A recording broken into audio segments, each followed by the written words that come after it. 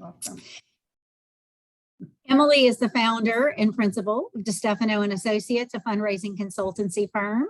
She served over 150 organizations in areas such as major gifts, capital campaigns, strategic planning, board development, capacity building. Many of you have probably interacted with Emily. I've known Emily for years, since she was actually serving as president of the Junior League of Baton Rouge. She is a certified fundraising executive and AFP master trainer, past president of the Baton Rouge chapter of AFP, and also has been recognized by her colleagues as Professional Fundraiser of the Year. Emily's a wealth of information, and I know you're going to enjoy her presentation, because when we get down to it, we all know we're always looking for funding. So Emily, welcome and thank you. All right, glad to be here, everybody. Fundraising is always a topic nonprofits and even small businesses like to have a conversation about, because we all need money. It's the gas that runs the machine.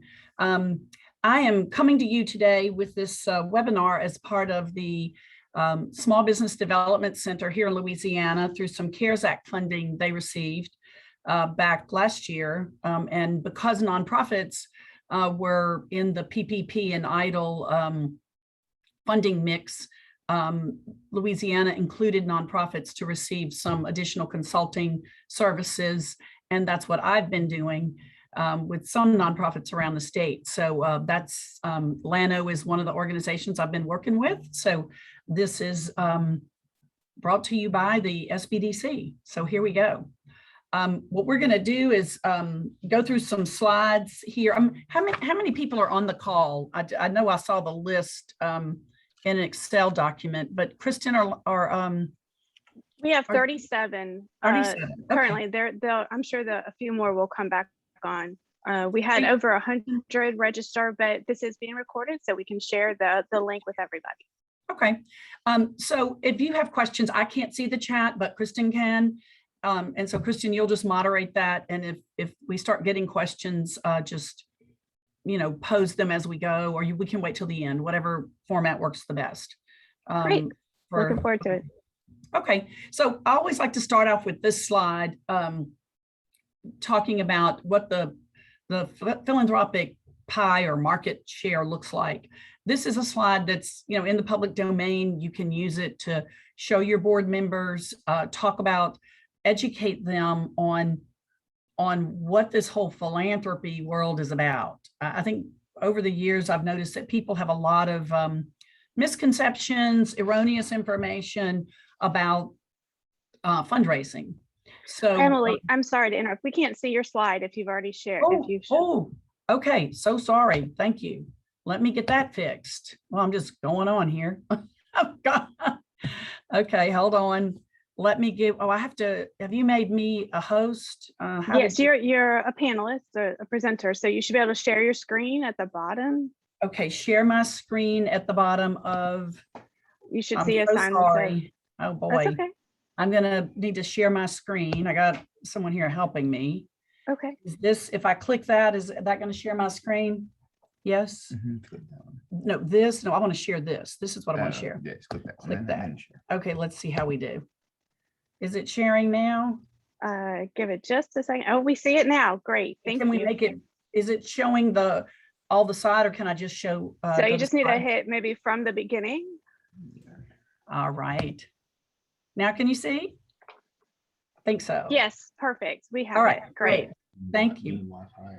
I'm good. I think it's pretty stable right now. I'm using Wi-Fi, but I think it seems like it's working. So okay. We're good. Okay, thanks. All right. So this slide is, they do this every year. It's the old American Association of Fundraising Council, which changed its name and affiliated with Indiana University. So it's a good idea, whether you're an executive director or development director, I think, to keep up with this data when it comes out every year. So this slide is just a wealth of information that you can use with your board and fundraising committee volunteers. The thing that I find that a lot of boards say, oh, well, let's just get a grant from a foundation or maybe a corporation. But if you look at it from a market share perspective, those dollars are only 17.5%, right? So the biggest piece of the pie is individuals. So you would want to think about focusing your fundraising energy on individuals, right? Makes perfect sense. The other thing to look at is this column that talks about where the money goes. And you can, depending on what type of nonprofit you are, or what your primary mission and sandbox is, you could see where your type of organization falls in the distribution of the funds.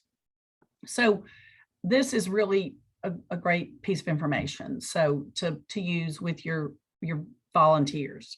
And we're going to talk more about volunteers in a minute. So keep up with this data and use it all the time. All right, so I'm not going to spend a ton of time on this this board piece. This is really part of a 3-part series I had done on board building, and this is, building a powerful board for fundraising. But we need to understand what's the motivation for somebody to join a board. They're not paid. They have to spend time and do some work to be on the board. So understanding what's motivating that person to want to be on your board is one early step. And here are some things that Board Source has come up with about why people join a board. So you figuring out why someone is joining your board would be an important early step. I know some of you are development directors and some of you are executive directors. Some of you might be board members. It's really wise and critical that the fundraising responsibility and expectation get articulated clearly to people before they join your board. I've found over the years that for some reason, it's like this dirty little secret, and people don't want to be right up front about what the expectation is to give money, raise money, etc. But I think you're better served from the get-go being real upfront about that. And we're going to talk about ways to do that would be more comfortable for people maybe. So this is another thing. This little slide. So I don't know how people are on so many boards. It is just impossible, even if you don't work for pay outside the home. I mean, how do you do justice to a number of organizations and really do it well?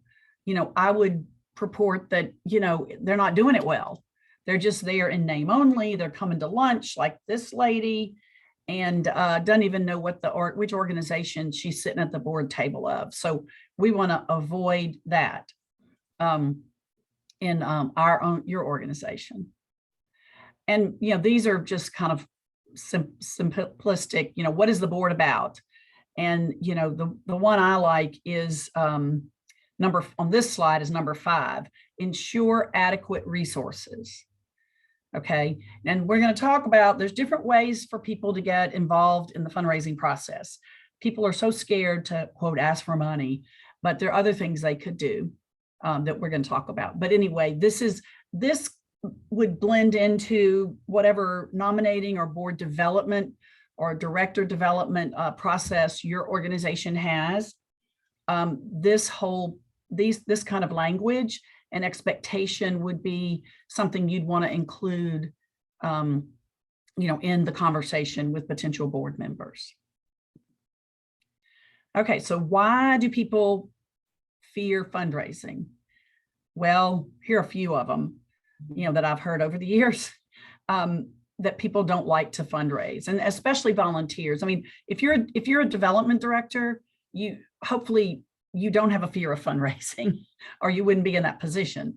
But this is more applicable to board members and fundraising volunteers. So we'll probe into this a little bit. So maybe in the chat, folks could put what have you found in your experience are your board members' biggest fears or obstacles to getting involved in fundraising or asking for money? Can somebody want to post a comment or a response or two? Anybody? I see we have 4 in the chat. I don't know if that means we have 4 chats posted. Oh no, everyone can just drop your answer in the chat. I can read them. Great. There's one. They're afraid of offending people. Yep. All right, let's talk about that one since we got another one. Rejection. Yep, fear of no. Okay, those two in particular, that comes from, I believe, the donor isn't ready for the ask. You've got to, this is another educational effort on the part of the fundraising department, the development department, the process is, you've all heard of moves management. You have to cultivate and educate donors to have them be ready for the ask. When volunteers feel like their fear of rejection, or you'll hear a no, a lot of times that's because they have this sense, and sometimes it's intuitive, that the donor hasn't been cultivated enough. You're pushing the ask. That's another way it's phrased. If you're pushing the ask, then that's not a good time to ask anyway. So one of the things to assess with your organization is what is the cultivation process, relationship building process we've got in place with our donors and potential donors to bring them to a point of being ready for the ask. So that's what I would say in general is where that comes from. Is there another response in the chat that's different, Kristen? Sorry, it's on mute. They said they don't want to ask their friends for money. And okay. That seems to be kind of a trending theme. So and again, I know we're in this COVID world, but there are things that you can have board members do early on every year is they have to be told or informed that there's an expectation that they will share the work of the organization with their circle of influence, their friends, their coworkers, et cetera.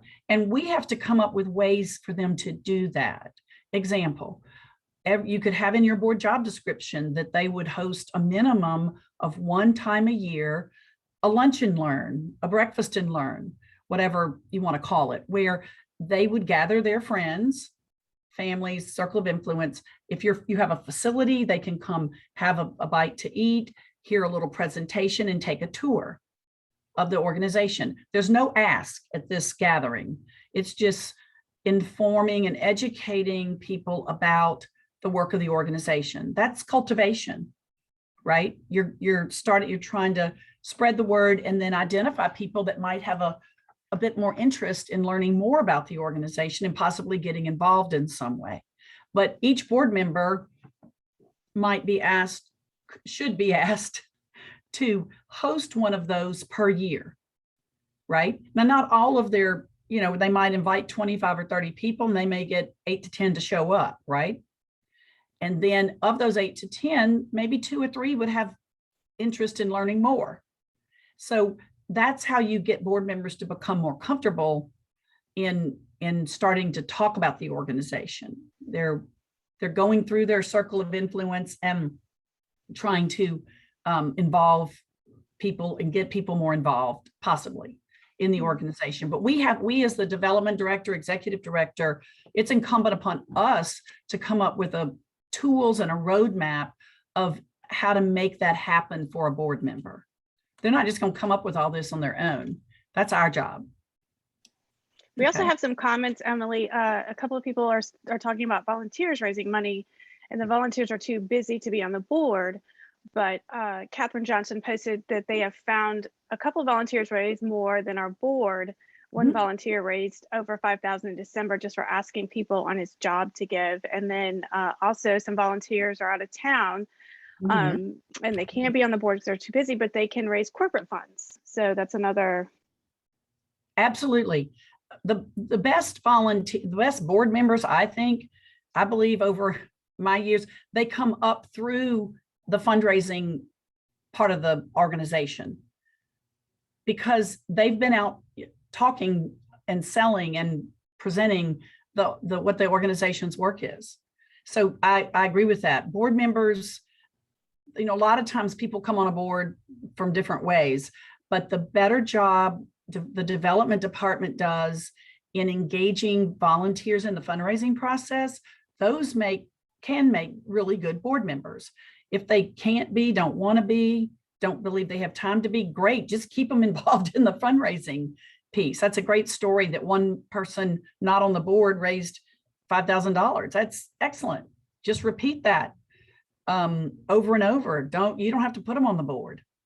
It'd be great if this board behind me that you could have a whole organizational structure of volunteers using different techniques and different approaches to generate philanthropic gifts for the organization, right? So that's the way to go. I mean, development directors, I think the most successful development directors are those who have mastered the art of effectively engaging volunteers in the fundraising process. And that is it. And it could be people involved in major gifts of whatever your major gift is, $1,000, $5,000, $10,000, cultivation year round. It could be people, getting raffle tickets, event related activities. But the more you're capable and adept at volunteer engagement and fundraising, the more successful I believe you'll be in this endeavor. Absolutely. All right.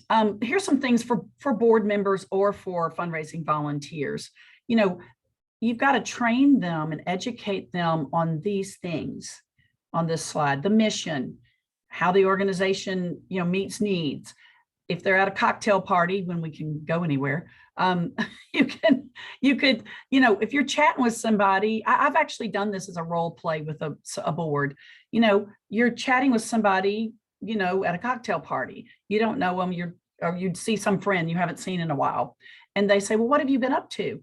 The board member could say, well, I'm, family, work, but I'm really excited about this nonprofit I've gotten involved in that is in the, food for the hungry area. Really, what's that about? So you teach board members how to bring up their board service and the organization in just everyday conversation. So it's more genuine and authentic, in their conversation.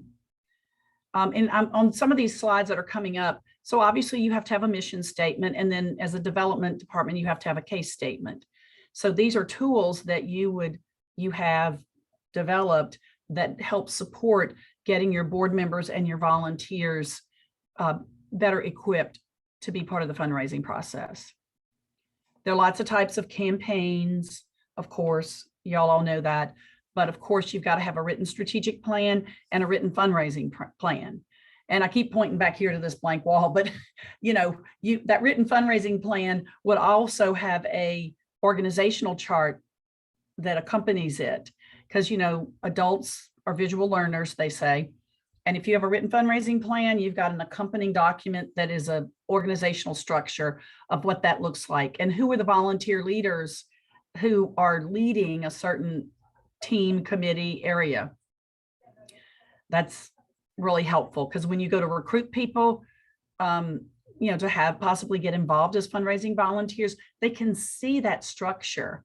Sometimes fundraising is so, smoke and mirrors to people, but we want to come up with these tools to make it more clear and real, and so they can see how they're fitting into the overall, process. This is just more things that board members can do in fundraising. Okay, so tools. So in the board job description, I encourage everybody on this webinar to have some language in there that says, be engaged in fundraising. It's not just the fundraising committee that's engaged in fundraising. All board members are engaged in fundraising, right? Now, there may be a fundraising or resource development committee, but that committee needs a job description too, correct? So at some point, again, like I said earlier, the nominating committee, the executive director, and the development director can get together and say, look, we're going to launch a more more ways for volunteers to get involved in fundraising and our fundraising and development process. And we see that as a way, a pipeline to get people groomed for the board. This may take a couple of years, 2 or 3 years, actually. It's like if you're a baseball fan, anybody out there, you know what the Farm League is about? You know, there's this whole network of baseball teams in small towns around the country. And that's where the people that didn't make the bigs go and play until keep their skills growing, and then they get called up to the bigs, right? So use that analogy, and you know, it's like that's the system we're developing here. The fundraising process, the development department, that's the farm team. And when there's a spot on the board, hopefully in this whole farm team, there's somebody that would be a good fit for the board. Can you tell I was a PE major? Okay. All right. So one of the main things I'm going to suggest that y'all, and I have this document, it's a PDF. So my email, if you email me, I'll send you this document. But getting board members to be engaged in raising money. So we have to come up with ways that you take the reluctant where they are, right? They're, you know, you can't make them, you know, the top capital campaign, you know, chair in a day or a week. So you see this tool down here, menu of ways to be part of the fundraising process. That's the PDF document that I have that I'll send you. Just email me, and my email's on the last slide, and maybe put in the subject line menu, fundraising menu, and I'll find that and send it to you. But what I suggest you consider is have a meeting with each board member.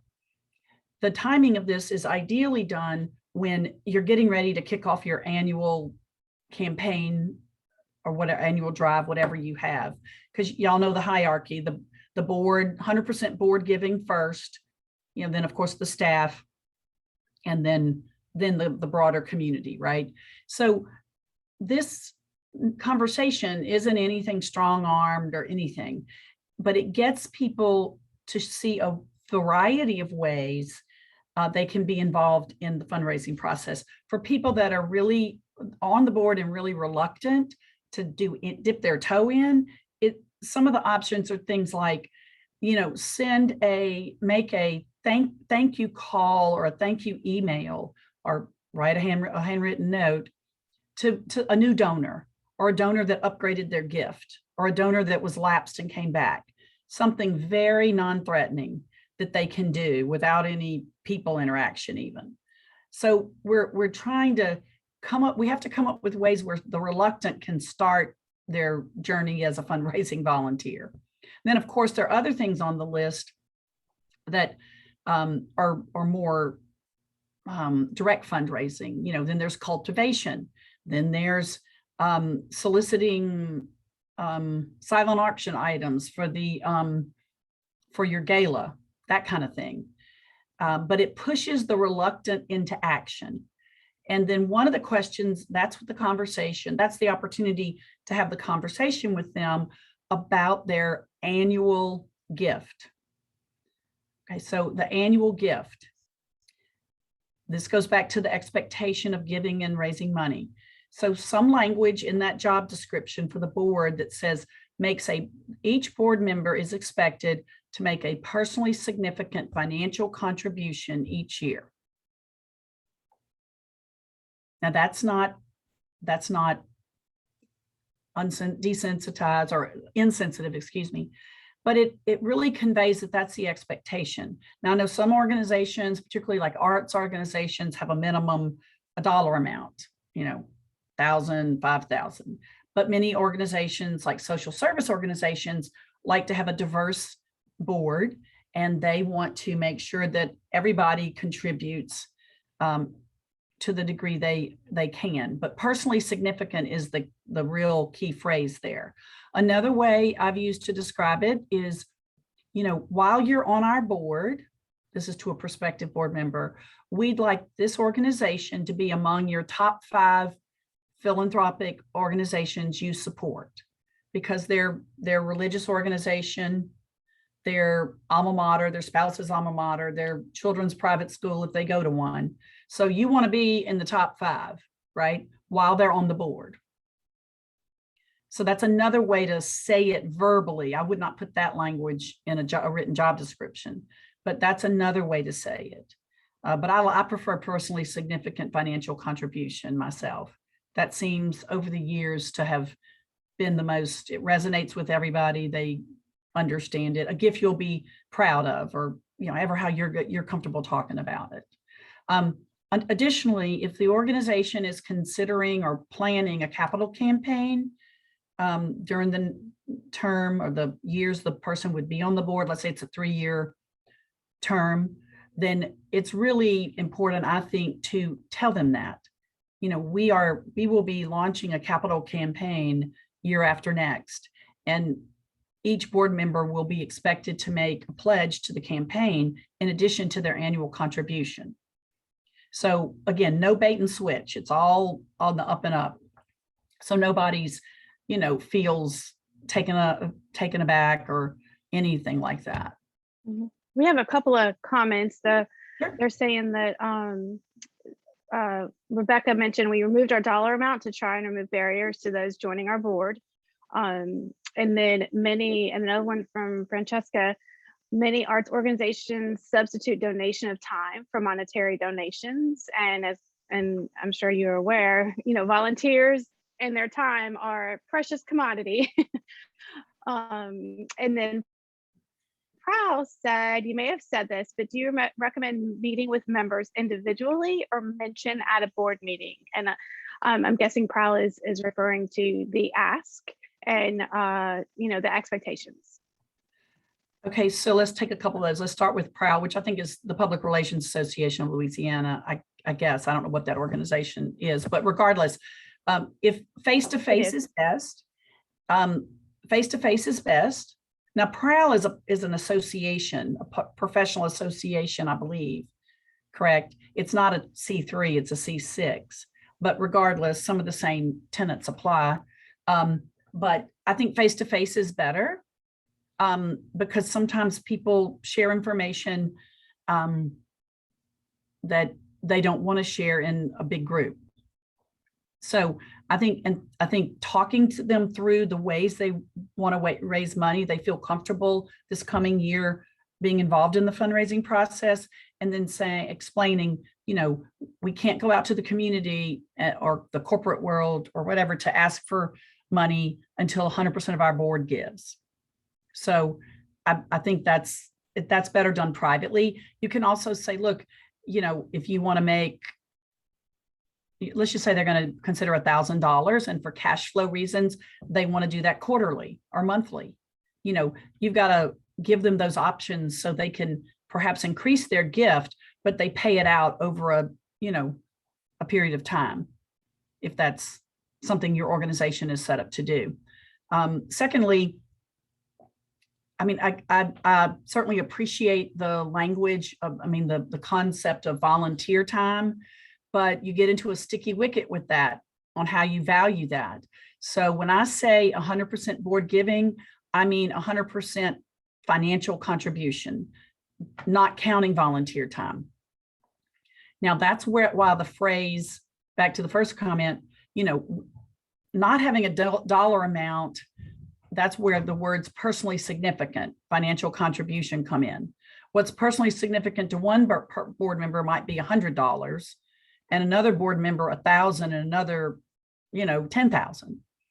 So that's where the development director and the board chair and the executive director have to sit down together.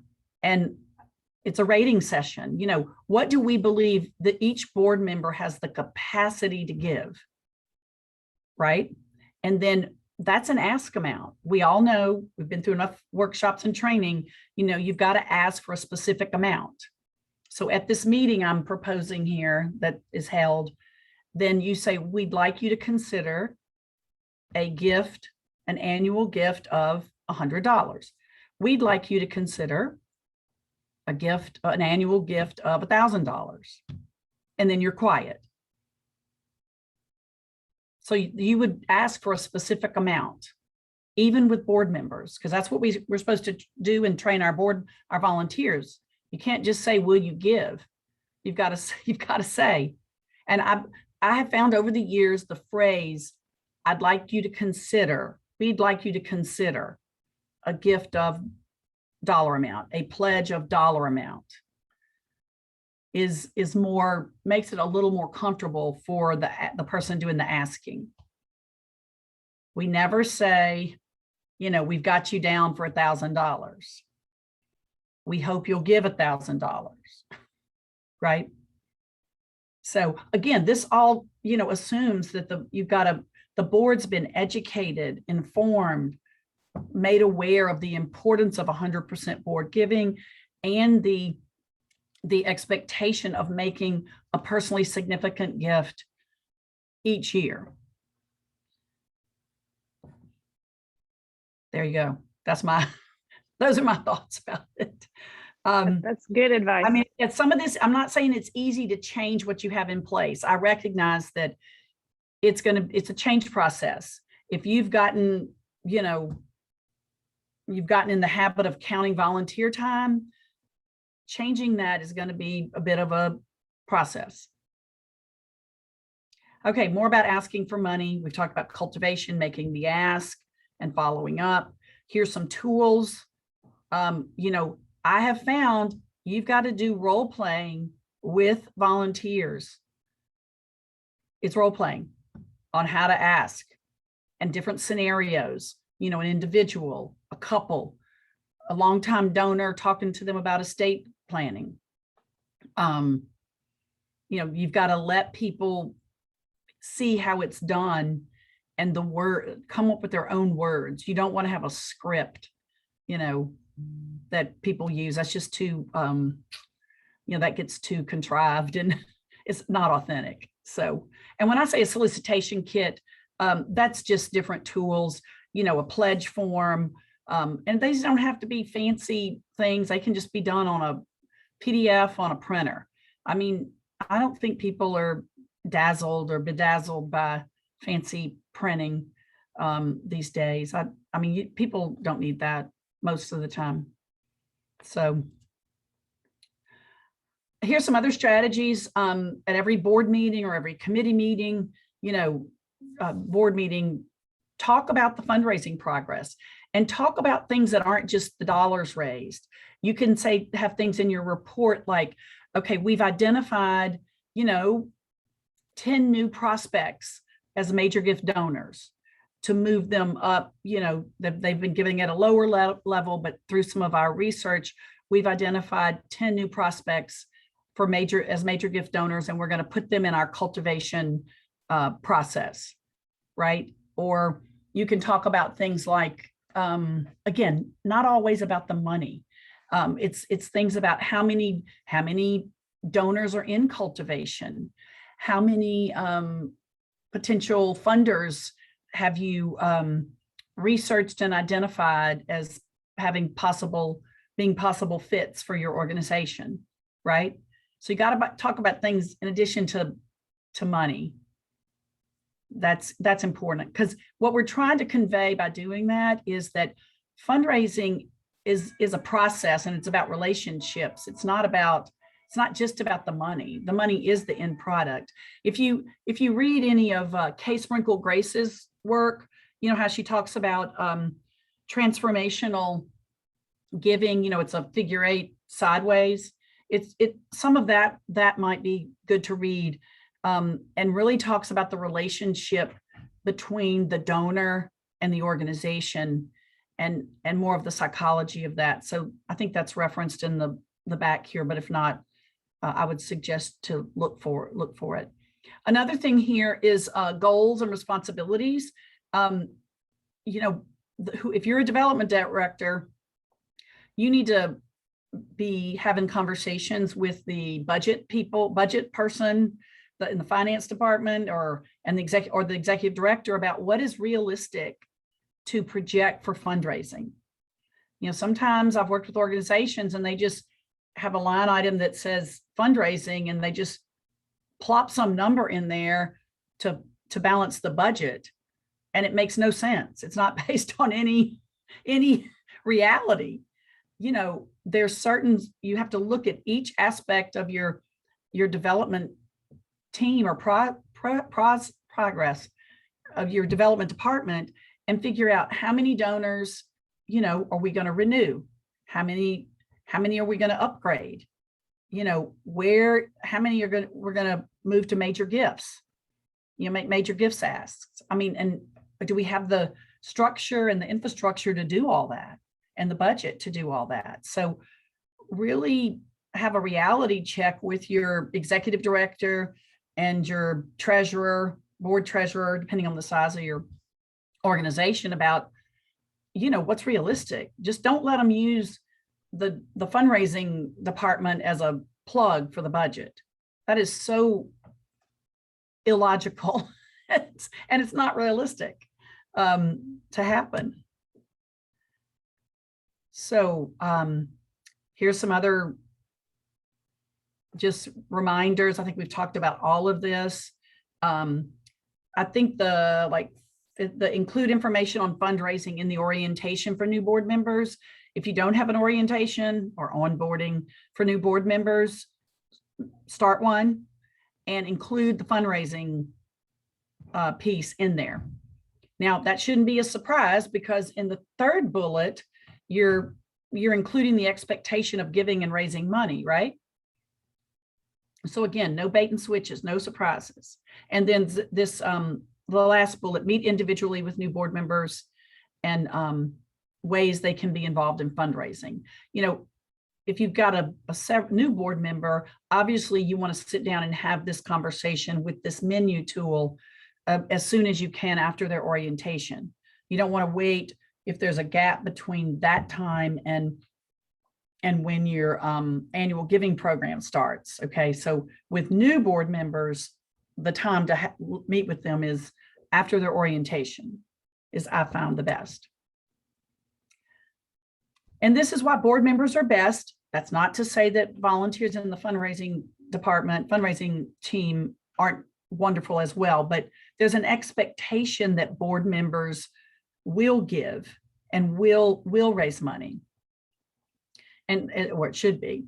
So that's why board members are best. They have a peer-to-peer relationship with people in certain circles of influence that you want to cultivate and attract to become donors to your organization. This is just a list of some of the books. Oh, these last two, Simone Joyeux, she was in New Orleans probably 4 years ago, maybe, and she's fabulous. And she has a lot of information and articles on her website. I would, highly recommend you looking at those. It's and she's just so spot on in so many areas. There's some websites for you. This is about me. There's my email and my phone number. So let's just start on Q&A, Kristen, because I see we have some other things in the chat and yeah, that sounds great. So you can stop sharing your screen. Yeah. And then I would love to see your questions in the chat or in the Q&A. They asked to show your email again. Are you able to pop it in chat? Probably. Yeah, or I can, I'm using two different computers, so let me see if I can. Oh, wait, they want to go back to the web links. I'm sorry. Should I go back and share just for a minute? Yeah, sure. That'd be great. They want to see the web links. Let me find that. We can also share your presentation, send it out to everybody as well. Yeah, that's fine too, but let me give them this. Absolutely. Share. Okay, let's go back to, is it doing it? No, is it sharing, but it's not sharing the one we sharing, want. It's sharing, yes. Okay, here's a bunch. If y'all want to screenshot that, if you want it now, there's that one. And then your email. Down at the bottom of this one. Perfect. All right. Has everybody got that now? It looks like it. Everyone said We did get a thank you, so I think everyone had a chance to screenshot everything. All Okay. right, so let's open up to questions. Chat. Oh, we have a Q&A. Let me pop that up for you. Okay. What are your thoughts on allowing board members to raise money peer-to-peer fundraising and having that count as their gift? No. It's two different things. That is, okay, now I don't need to know who this person is.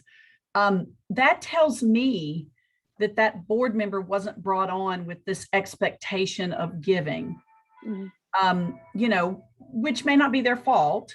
You know, the board member wasn't told. So I think there's got to be a conversation. It's best if another board member or two advance this change to their fellow board members. Okay. Or in other words, either the executive director, the development director, the board president, somebody's got to start the understanding, buy into the belief that board members have to give personally significant contributions while they're on the board. Okay. Now, if that's $100, $10, whatever personally significant is, that's just the psychology of it. I mean, it's almost going out and asking other people outside the organization to give when 100% of your board hasn't made financial contributions. There are one or two funders that ask that, foundations. I know of at least one for sure that says, do you have 100% of your board giving? Yeah, I was going to just, and somebody else is verifying that as well. I was going to say there are a number of grants that require that. And I think this is a great dialogue because this is something I've struggled with for years. And I think many, many boards struggle with because, you know, we all hear the time, talent, treasure, et cetera, et cetera. But I think you set a realistic amount, but Emily, I think you're right on the nail. If they're not willing to give of their own money, they shouldn't be on that board.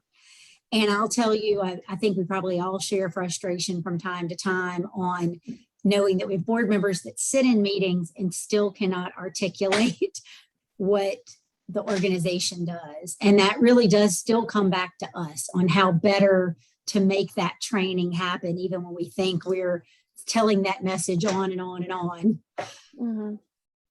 So here's another question. Is it common to get donation commitments from board members for the next year during your budgeting process so you're working with real numbers?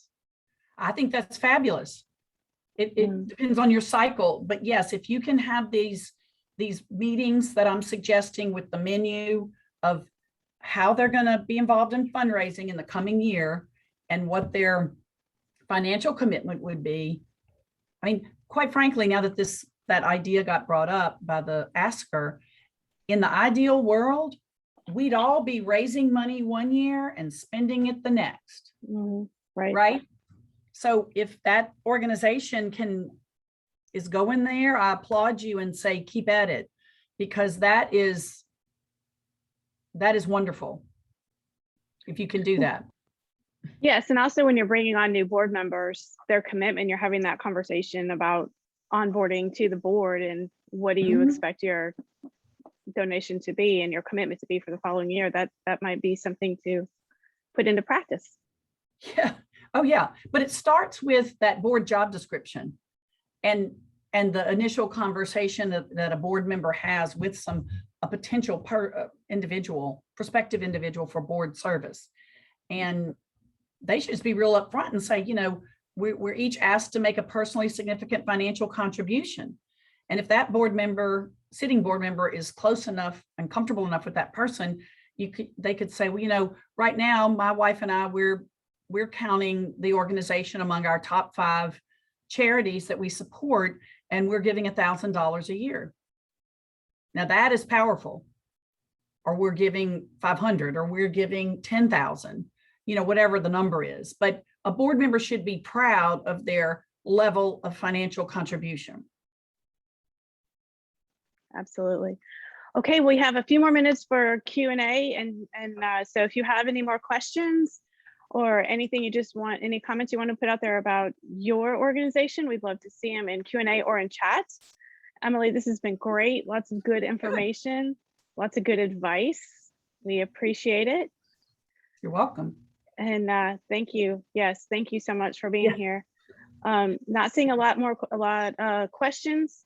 So everyone, we will definitely send these recordings out as soon as they're available. It may not be until tomorrow, but as soon as they are available, we will get them out to you. Also email Emily with to get the information that if you're requesting it. And I'm going to turn it over to Jill. Just thank you, everyone. Thank you, Emily, for your time, your expertise. I know lots more. I think we'll look forward to having you back again. I know we could do days and days of discussions about board challenges. I think that's a lot of the calls and emails we're getting right now are all around board challenges. And I think that's always a challenge. And now we're kind of in a new world. I know I had been doing this a year now, which is unbelievable, and hadn't ever met some of my board members until the first week of August in person. We've been Zooming for a year. So this brings new challenges, but new opportunities, and getting those funding commitments are super important. So Emily, thank you for all you do. Thank you for today. Thank you all for joining us so much. Look out, more programming coming your way, and we really appreciate you. Everybody have a good day. Right. Thanks, Bye-bye. Christian.